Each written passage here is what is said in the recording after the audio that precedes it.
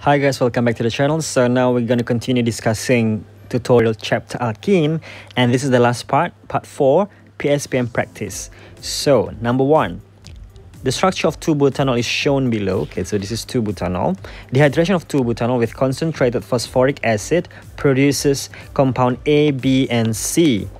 A and B are pair of geometrical isomers, okay, and then the major product of the dehydration 2-butanol, while C is the minor product. All right, so let's have a look. So now the question is, the first one is, you have to draw and provide the IUPAC nomenclature for A, B, and C, and then B, write the balance equation for the dehydration, and then say and explain the rule used, okay, and then explain why C not exhibit geometrical isomers. So let's discuss this now. All right, now I'm gonna change the picture. Okay, select the pen. All right, the first one, A, for A. Okay, we got 2-butanol. So if I have 2-butanol like this, okay, dehydration means I reacted with concentrated, this one they use concentrated phosphoric acid. So concentrated phosphoric acid is supposed to be, what is it, H3PO4. Okay, all right, so I'm gonna put it down here so we got more space. Yeah, all right, and then heat. Okay, so that means kita akan hilang OH and then H from the adjacent carbon. So this is the carbon there, so kita ada beberapa option. Okay, if you go to the left, okay, we will get something like this. If we go to the right, we will get something like this. Okay, and then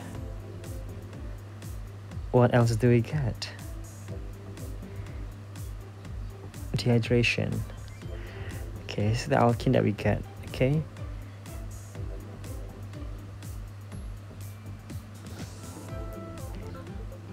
what's the other one? Okay, let's have a look.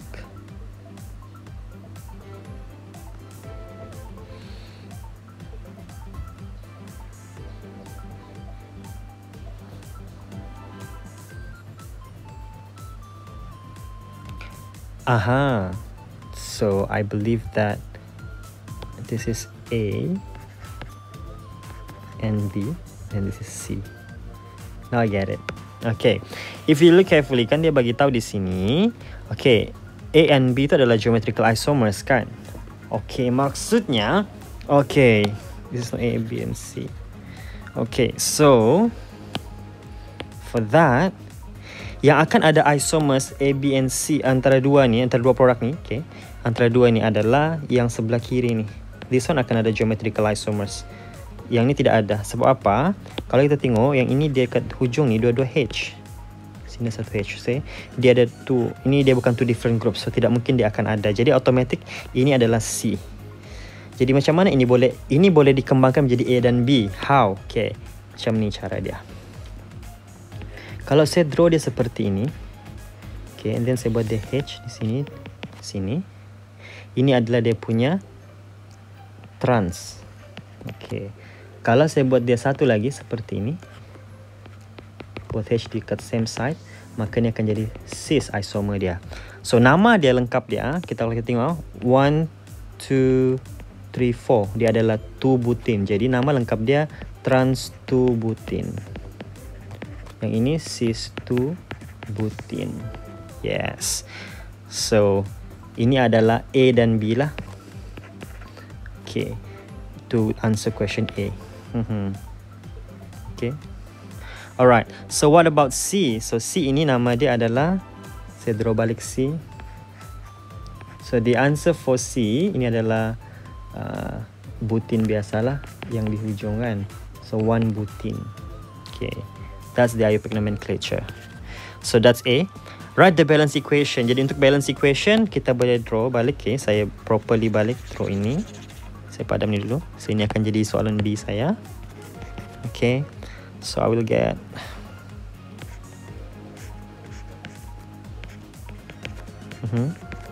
plus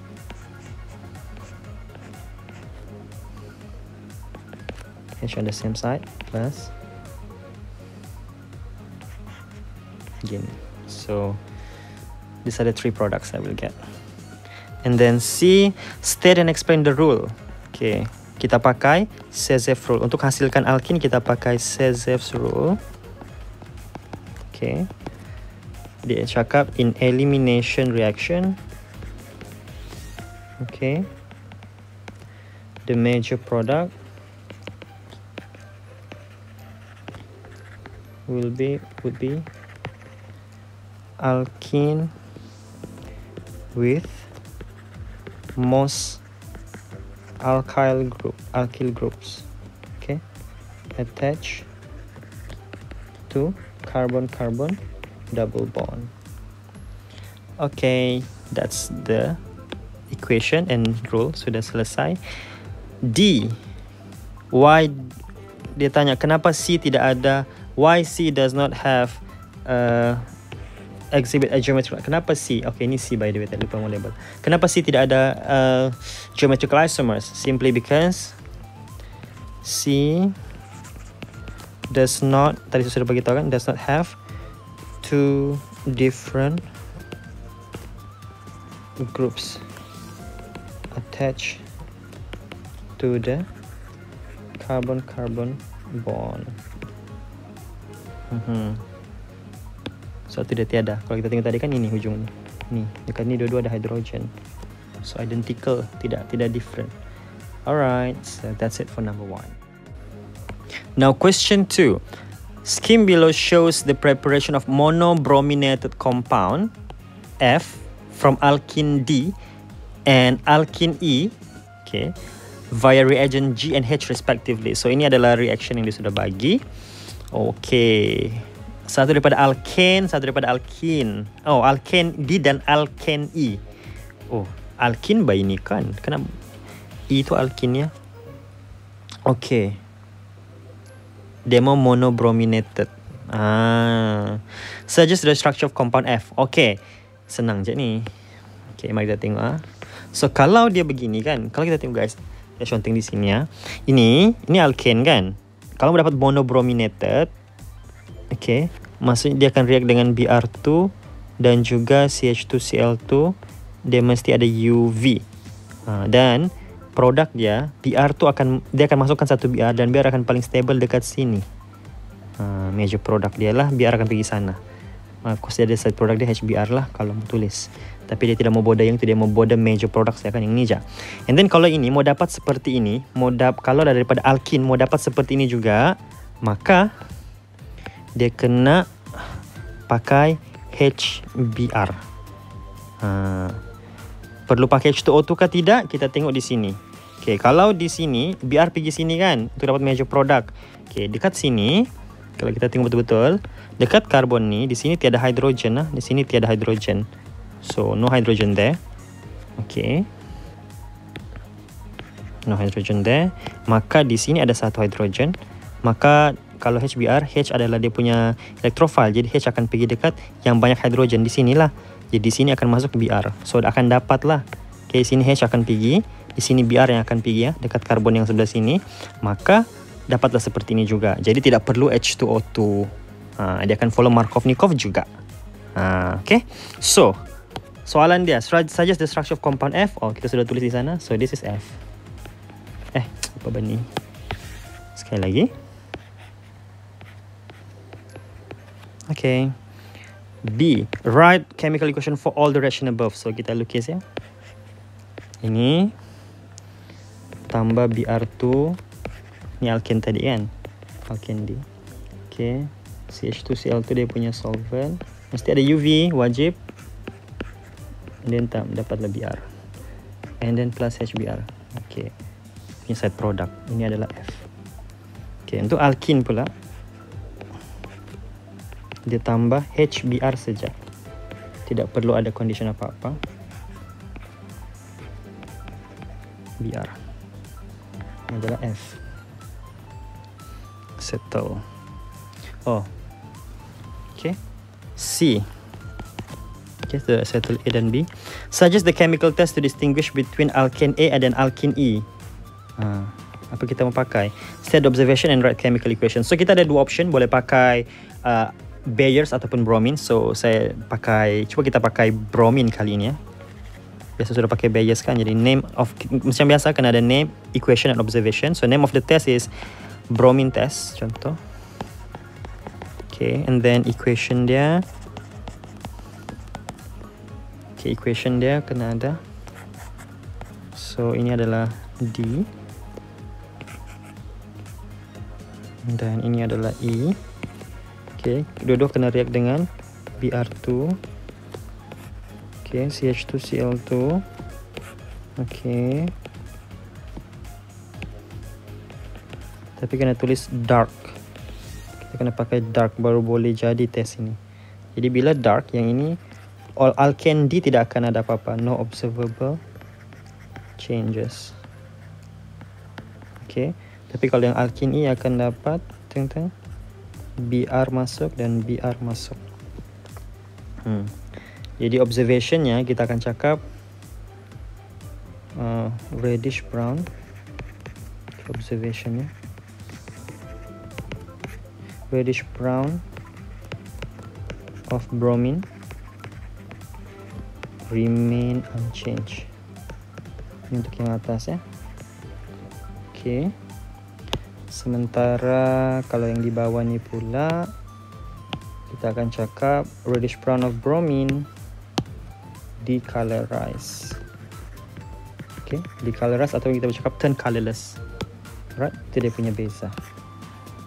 So there you go. The name sudah ada, equation sudah ada, observation sudah ada. Settled section 3. Question 2C. Alright. Okay, number 3. Dehydration of alcohol J.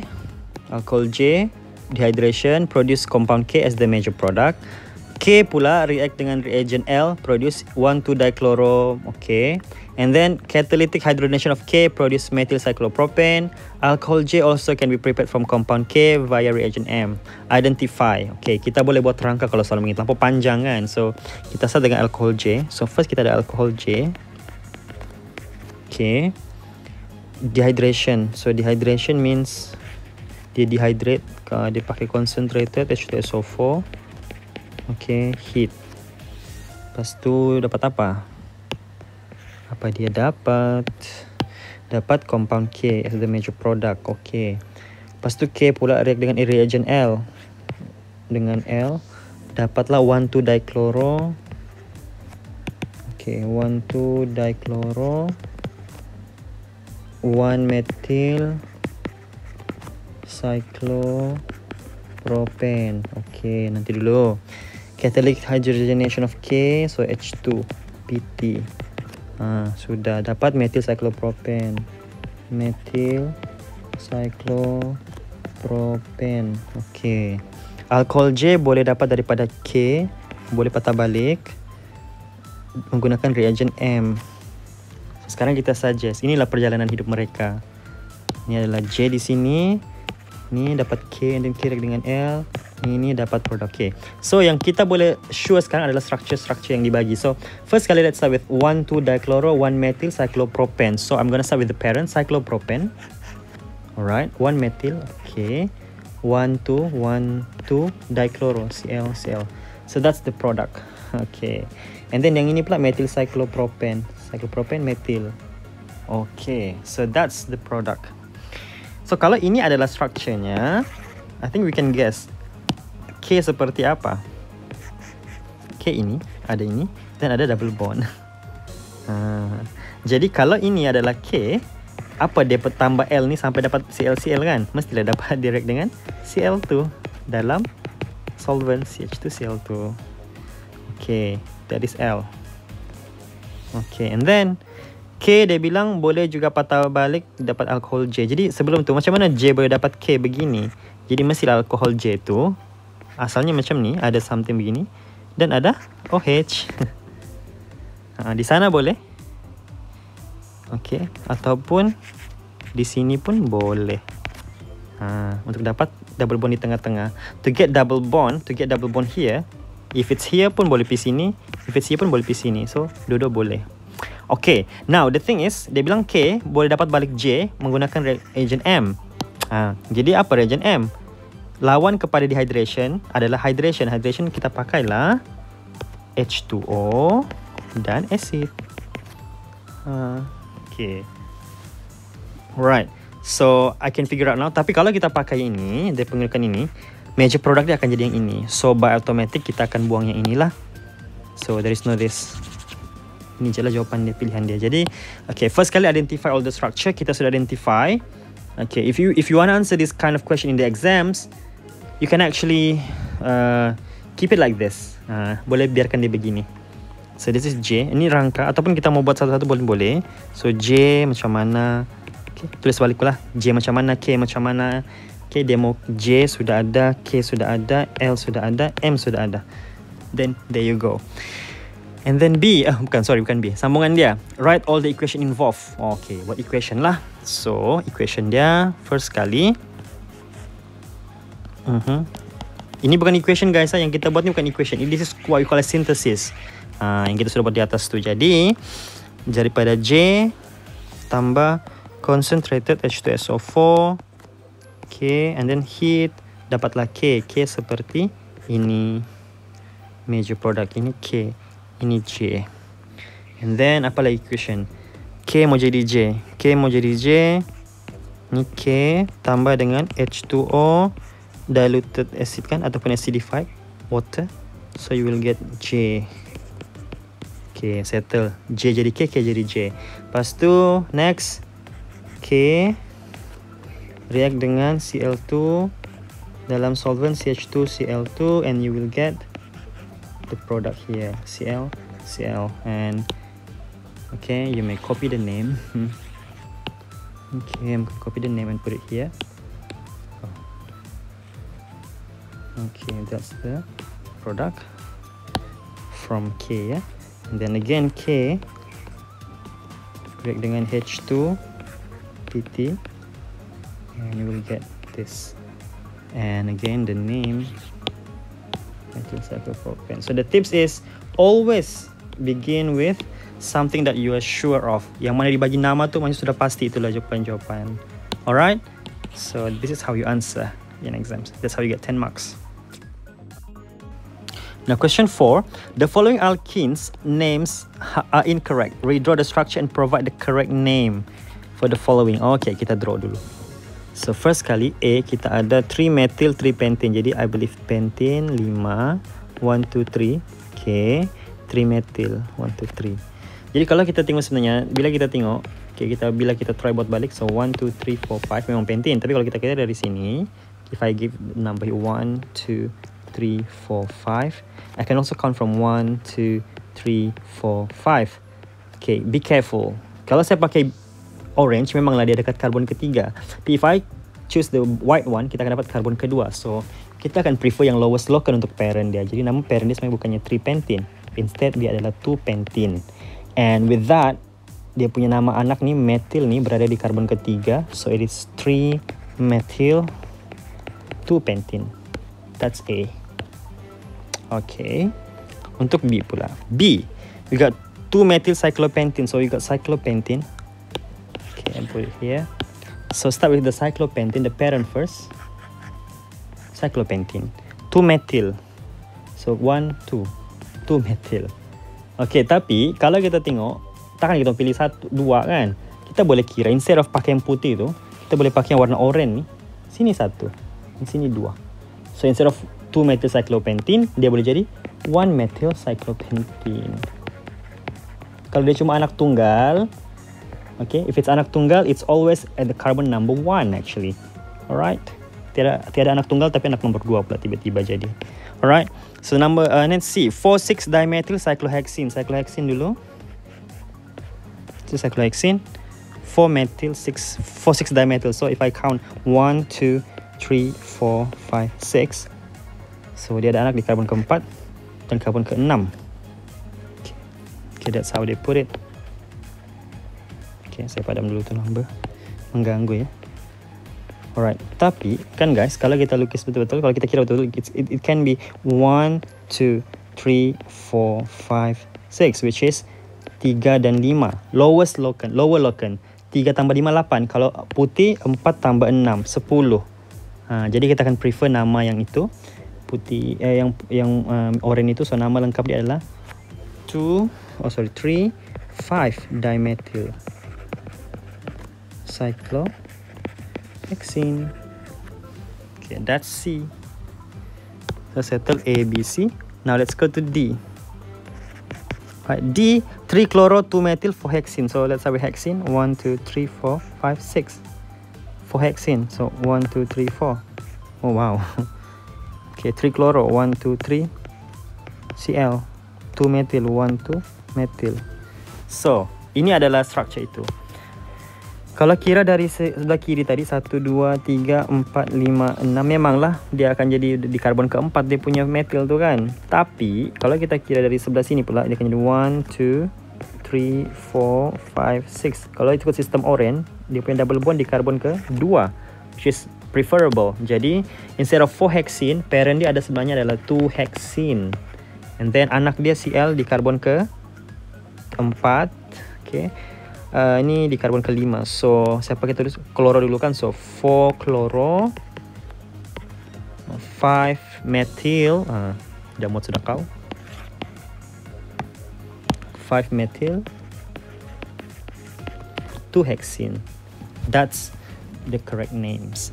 So kita prefer dia, walaupun kita jadi, kalau kita kira balikan, ini 4 tambah 5 jadi 9 kan. Sedangkan tadi yang dia bagi dalam soalan 3 plus 2 5 aja. Tapi kita kena ingat, kita utamakan parent. Parent yang tadi 4 hexene, parent yang ini 2 hexene. Kita prefer parent lagi lower loken dia. Alright, utamakan parent, utamakan orang tua, ibu bapa. Alright. Okay, now next, last one. 6 bromo 2 methyl 3 hexene. So 3 hexene 1 2 3 4 5 6. Okay, I count from the left ya. So 3 hexene 1 2 3 3 hexene 2 methyl 1 2 2 methyl 6 bromo 1 2 3 4 5 6. Ujung ada bromo. Okay. Now mari kita kira. Kalau kita kira yang tadi sistem lama 1 2 3 4 5 6, that's how I count it tadi. Okay, kita tengok option lain. 1 2 3 4 5 6. Kalau menggunakan yang oranye, okay, dia akan dapat 3 hexene juga. Okay, tidak ada masalah, masih sama dengan asal. Cuma locants dia kalau pakai yang oranye, Br di karbon pertama, metil di karbon ke-5. So kalau kita kira locants, kalau yang oranye 1 tambah 5 6. Kalau yang tadi yang warna putih tu 2 tambah 6. 2 tambah 6 8. So kita akan prefer yang oranye. That's why nama dia sebenarnya adalah bromo tu di karbon ke pertama lah. So 1 bromo. Next 5 methyl. Masih lagi 3 hexene. Kali ini kita kena kira locant sebab parent dia kalau pakai orange pun 3, kalau pakai putih pun 3. So kalau sama kita kena kira locant anak. Alright, that's for number 4. Now the last question, question 5. The structure of 2 hydrocarbons N and P are shown below. Okay. Provide IUPAC name. Okay, terus jawab. IUPAC name dia. Yang A ni, so kalau kita kira 1, 2, 3, 4, 5, 6. Okay, 6 kan? Jadi 2 hexene lah. Kalau kira dari kanan ni, kalau kira dari sebelah kanan ni, confirm lagi jauh. Jadi saya ambil terus. So, dia nama dia 2 hexene. Parent dia 2 hexene. Okay, I got it now. Ini dia ada anak dia di sini 1 2 3 anak. So dia trimethyl di karbon ke-2 4 dan 4. Jadi 2 4 4 trimethyl sambung sis 2 hexene. So that's nama untuk N. Untuk P pula, untuk P 1 2 3 4 5 6 6 juga. Okay, sama 6. Cuma kali ini kita kena tengok dia ada anak masih lagi trimethyl. Okay, tapi kalau kita kira dari sini, dari kiri 1 2 3 4 5 6, anak dia kalau kita kira locants, anak dia warna oranye ni 2 tambah 4 tambah 4, so 2 plus 4 plus 4, it's gonna be 10. Kalau saya kira pakai warna hitam 1 2 3 4 5 6, anak dia dekat karbon ke 3 tambah 3, 2 kali kan 3, and then 5 3 tambah 3 tambah 5. 6 tambah 5, 11. Ya, jadi saya tetap akan pilih yang Oyen. Jadi nama lengkap dia adalah masih lagi di karbon kedua 44. So masih lagi 2, 4, 4 trimethyl hexane. Ini untuk P. Settle. A. B. Write the complete reaction equation for hydrocarbon N with HCl. So kalau N tu ini kan, jadi kita tulis balik N. Ini gini, gini, gini. Ini adalah N. React with HCl. Oh, so dia akan padamkan dia punya double bond di sini kan. Maka terhasillah produk. Masih ada H dan Cl akan masuk. So siapakah? So sini H. Okay, Cl akan pergi sini, sini H. Atau satu lagi minor produknya akan jadi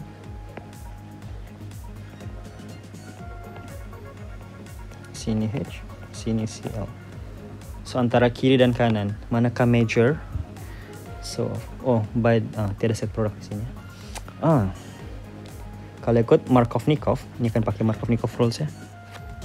Ya, dia sudah tanya pula di soalan tu. Okay. So jawapan dia of course yang ini adalah major product sebab H dia punya electrophile. Okay, kalau kita cek dia punya alkin di sini tiada H. Di sini ada satu H. Jadi electrophile akan pergi sini. So H akan pergi sana. Cl akan pergi sini. Untuk dapat major product. So jawapan untuk C adalah major product dia adalah itu. Ini major product. So nama dia adalah 1, 2, 3, 4, 5, 6. Masih lagi hexane. Hexane sudah ya, hexane. Okay, masih hexane. Cuma kali ini dia punya anak ada tambah satu anak kloro di karbon ke. Kita kira balik Ini punya structure dia. Hidrogen tu tidak payah lukis pun tidak apa.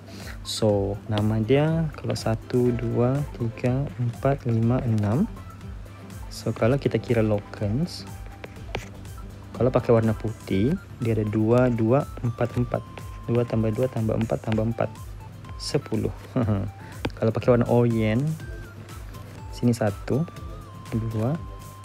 3, 4, 5, 6. So dia 5 2 kali, 3 2 kali. So 5 tambah 5 tambah 3 tambah 3, 10, 16. Oh, pakai putih lah. So dia ada 2, 4, 4 trimethyl. Itu nama anak satu. Satu lagi anak bernama 2-chloro. So kita mau tulis yang mana dulu? Of course kita akan tulis 2-chloro dulu. Jadi nama lengkapnya adalah 2-chloro 2,4,4 trimethyl. Nama lengkapnya, nama pairnya sekarang. Nama pairnya adalah apa? Nama pairnya? Nama pairnya adalah hexane. So that's the name. Alright, so let's go B and C. So D, name the rule used to identify. Oh, saya baru sebut tadi. So nama rule itu kita pakai name saja kan, tidak payah explain. So ya, nama lengkapnya D. Markovnikov's rule. Settle D. E. Suggest the reagent that can be used to synthesize hydrocarbon P from N. Oh, macam dapat P daripada N. Hexene. Ni hexene ya, hexene menjadi hexane. Senang je. Kita akan pakai hydrogen PT, H2 dan PT, catalytic hydrogenation. Satu step saja ni, hexene menjadi hexane. Itu cara dia. Alkin kepada alkena, ingat pakai H2PT je.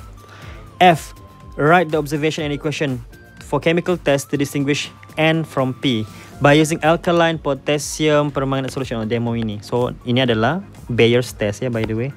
Kalau pakai alkaline potassium ni adalah Bayer's test. Jadi kalau pakai Bayer's test, demo equation terus kan, F. Jadi kita kena buat dua equation lah.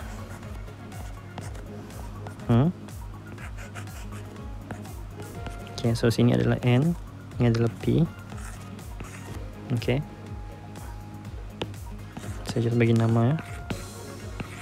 Okay, apa yang berlaku adalah bila kita reakan dia dengan alkaline potassium KMnO4, KMnO4 alkaline OH minus.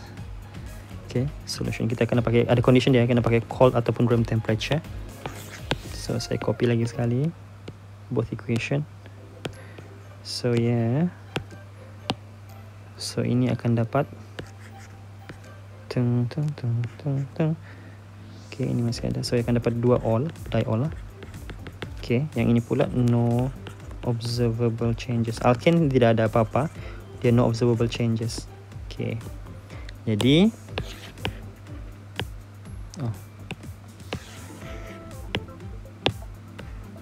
okay, now so dia mau observation kan, so observation dia okay, so observation kalau untuk N kita akan cakap dia ada sorry ada set produk nih, tertinggal pula set produknya. Lupa, hati-hati, dia akan ada set produk MnO2. Kita boleh tulis solid ataupun boleh tulis simbol ke bawah, simbol anak panah ke bawah menunjukkan dia precipitate. Jadi observation ni kita akan cakap purple color of KMnO4 decolorized and brown precipitate form. Okay, kalau yang bawah tu itulah, itu kalau alkene ya guys. Kalau alkene pula purple color of KMnO4. Okay, alkene purple color of KMnO4 remain unchanged. Alright, so Bayes test. There you go. Settle soalan nombor 5.